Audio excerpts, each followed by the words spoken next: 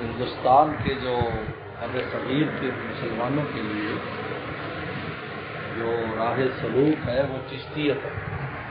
ان کے لیے اصل یہ ہے جو ہمارے مزاج کے موافق ہے، کیونکہ ہم لوگ مرچ کھانے والے ہیں، ہم جسم کے اعتبار سے کمزور ہوتے ہیں، لیکن جوش آ جائے تو کمزور آدمی بہت بڑے بڑے کام کر لیتا ہے جب اس کو عشق اور جوش آ جائے. یعنی عشق میں بہت طاقت ہے، عجیب بات ہے، عشق میں بہت طاقت ہے. اس لیے تو فرہاد نے پورا پہاڑ کاٹ دیا اور دودھ کی نہر چلا دی. آسان کام تھوڑی ایک آدمی کے لیے کرنا، لیکن طاقت عشق تھی. جب انسان میں عشق کی طاقت ہوتی ہے تو پھر بہت کچھ کرتا ہے. تو یہ جوش ہے چشتی رنگ، باقی رنگوں میں جوش نہیں ہے، چشتیت میں جوش ہے، یہ ہمارے لیے سب سے موافق ہے. اور جو ترک لوگ ہیں، ترکوں میں نقش بندی رنگ، اس لیے جتنے بڑے اکابر ہیں وہ ترک میں، جو نقش بندی ہیں وہ ترکوں میں، یہ اصل میں ترکوں کے لیے سلسلہ ہے، کیونکہ ترکوں میں طاقت جسمانی بہت ہوتی ہے. اور استاد فرمایا کرتے تھے ڈاکٹر عبدالرزاق صاحب سکندر کہ جب یہ خلافت عثمانی ختم ہو رہی تھی اور انگریزوں سے جنگ تھی تو وہ جو سنگین ہوتی تھی رائفل کی، اس پر ترکی جو سپاہی ہوتا تھا وہ دشمن کے 2 بندے چڑھا لیتا تھا ایک پر، اور چڑھا کر ایسے پیچھے بیٹھتا تھا. اتنی طاقت تھی. وہ سنگین مارتا تھا ایک، اور ایک سے پچھلے کو بھی مارتا اور اس سے اٹھاتا اس. اتنی ان کے اندر جو ہے وہ طاقت پائی جاتی تھی. کون بھی تو اس لیے وہاں نقش بندی رکھا ہے، کیونکہ نقش بندی جو ہے نا وہ ٹھنڈا ہے. جس آدمی کو بہت زیادہ گرمی ہو تو اس کو ٹھنڈی چیز کھلاؤ. اس لیے کہتے ہیں نا کہ مرد نہ مارے کھٹائی تو عورت نہ مارے مٹھائی. اس کی فارمولہ پتہ ہے؟ مرد نہ مارے کھٹائی تو عورت نہ مارے مٹھائی. کیونکہ مرد کھٹائی کھائے گا تو اس کی طاقت کم ہو جائے گی، طاقت ٹوٹے گی. ٹھنڈ ہوتے ہیں نا. اور جو عورت ہے وہ مٹھائی کھائے گی تو موٹی اور بھدی ہو جائے گی. یہ اس میں راز ہے. تو اس میں وہ ٹھنڈا ہے تاکہ ان کی جو قوت ہے، قوت شہوت، اس کو توڑا جائے. تو نقش بندی وہاں ہے.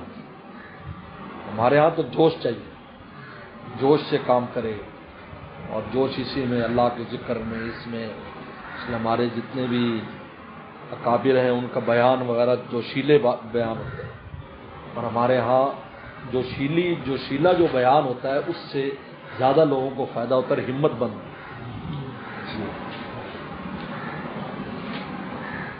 اس لیے چشتیوں کا جو رنگ ہے وہ میرون کلر ہے. کلر جس کا میرون، یعنی جو خون، جو سیاہی مائل خون ہوتا ہے نا وہ میرون کلر ہوتا ہے. اور مجھے ویسے قدرتی طور پر بچپن سے پسند ہے گلاب کا رنگ. گلاب کا جو کلر ہوتا ہے نا دیسی گلاب کا، وہ میرون کلر ہوتا ہے، لال کلر نہیں ہوتا. مجھے شروع سے پسند ہے گلاب، پسندیدہ میرا وہ ہے. یعنی گلاب خوشبو جو ہے نا وہ چنبیلی کی، اور دیکھنے میں گلاب. اور ان کا جو رنگ ہے نقش بندیوں کا سبز ہے. ترکوں کو دیکھو کہ سبز ٹوپی، سبز وہ کرتے ہیں. گنبد خضرا پر بھی سبز رنگ انہوں نے کیا. پہلے سفید تھا، اس لیے پہلے اس کو قبۃ البیضاء کہتے تھے، اب قبۃ الخضرا کہتے ہیں کہ ترکوں نے اس پر سبز رنگ کیا. لیکن یہ طوطے والا سبز نہیں ہے، بلکہ اسے درختوں والا، یہ پتوں والا سبز ہے، جس میں سیاہی مائل ہے. یاد رکھو کہ طوطا رنگ نہیں ہے جو اہل بدعت پہنتے ہیں. یہ سبز پگڑی بھی اگر پہننی ہو تو گہرا رنگ ہے. جو بنگلہ دیش سے سبز پگڑی آتی تو بالکل گہرا. مدہام متان جس کو قرآن نے کہا ہے کہ جنت میں اتنے درخت ہوں گے کہ وہ درختوں کی کثرت کی وجہ سے اور سبزی کی وجہ سے وہ کالے کالے معلوم ہوں گے. مدہام متان کا یہ معنی کہ 2 جنتیں ہوں گی مدہام متان. اللہ نے سورہ رحمان میں 2 قسم کی جنتوں کا ذکر کیا، ایک شہری جنت ہے، ایک دیہاتی جنت ہے. تو سابقون الاولون کو شہری جنت ملے گی، حور العین اور یہاں خیرات النسان الڑ مٹیارا یا الڑ مٹیا خیرات النسان الڑ مٹیارا، یہ اس کا ترجمہ ہے پنجابی۔ پنجابی کی ایک اپنا مذہب ہوتا ہے۔ عبدالندیم شاہ صاحب کی ہم وہ تقریر ایک دفعہ سننے گئے، کھڈا مارکیٹ میں اسٹوڈنٹ تھے ہم، جب اس وقت ہائی تلک پر وہ بات ہائی تلک ہاں سینے نہ لگ جا ٹھا کر اس کا ترجمہ ہائی تلک۔ اور ایک پٹھان مولانا صاحب پڑھاتے تھے، ابوہت الذی کفر پر آیا نا کہ مبہوت ہو گیا وہ کافر یعنی نمرود، کہا کہ اس کا گاپ پھٹ گیا۔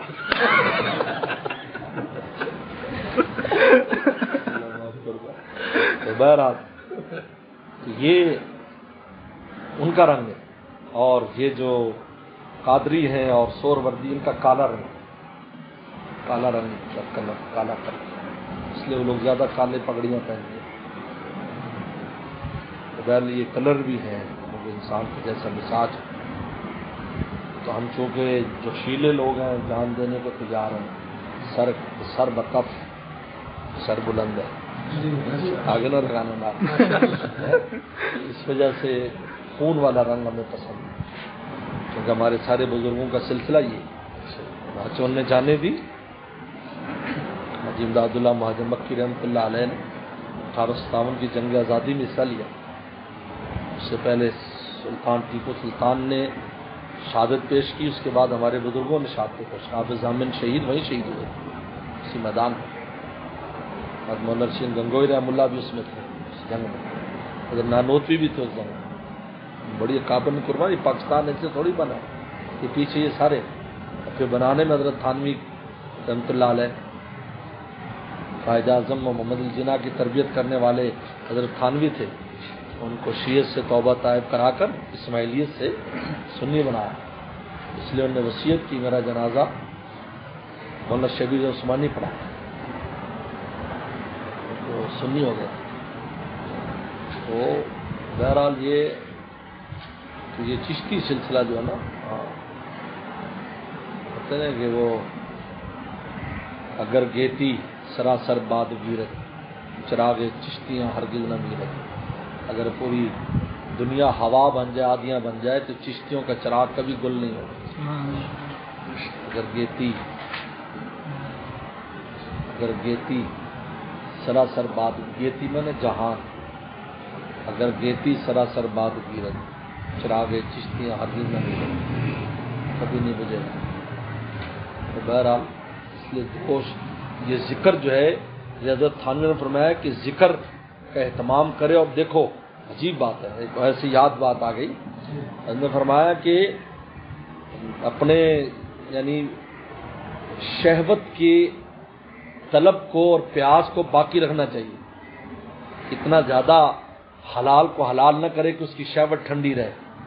حضرت نے فرمایا کہ بالکل ٹھنڈے آدمی کے ذکر میں اس کو لذت نہیں آئے گی، ذرا ایسی کیفیت ہوگی تو پھر جب ذکر کرے گا تو اس میں ایک جوش ہوگا، قوت ہوگی۔ حضرت تھانوی نے عجیب بڑی باریک بات کی،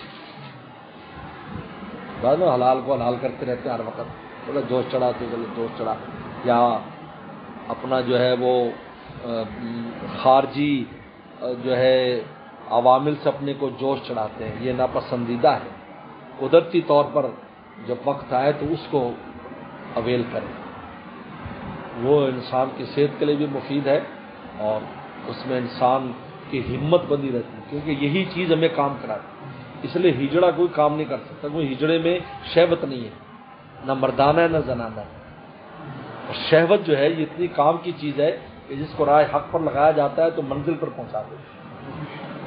جی اس لیے تو اللہ فرمایا انی عالم مالا تعلم، مجھے معلوم ہے تمہیں پتہ نہیں، یہی کہا تھا نا کہ اس میں غصہ ہے اس میں شہوت ہے، مجھے پتہ ہے، کیونکہ یہ شہوت ہی، اس لیے حضرت مولانا رومی فرماتے ہجڑے کا کام نہیں ہے، مرد ہو عورت ہو منزل پر پہنچے گی، ہجڑ نہیں پہنچ سکتا، کیونکہ اس کے اندر جوش ہی نہیں ہے، شہوت نہیں ہے، کرتا ہی تو کیا کرے گا۔